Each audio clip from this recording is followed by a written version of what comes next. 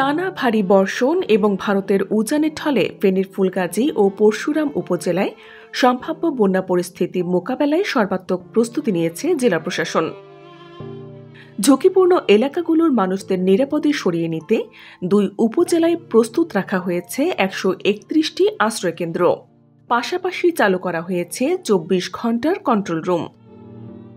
মঙ্গলবার 8 জুলাই রাত 10টার দিকে এসব তথ্য জানিয়েছেন ফেনীর জেলা প্রশাসক সাইফুল ইসলাম।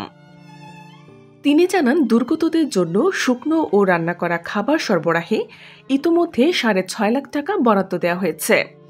ফুলগাজী উপজেলায় 32টি মাধ্যমিক বিদ্যালয় ও 67টি প্রাথমিক বিদ্যালয় এবং পরশুরাম উপজেলায় 32টি শিক্ষা প্রতিষ্ঠানকে আশ্রয়কেন্দ্র হিসেবে প্রস্তুত রাখা হয়েছে। আশ্রয়কেন্দ্রগুলোতে শুকনো খাবার, বিশুদ্ধ পানি ও রান্না করা খাবারের পর্যাপ্ত ব্যবস্থা রাখা হয়েছে।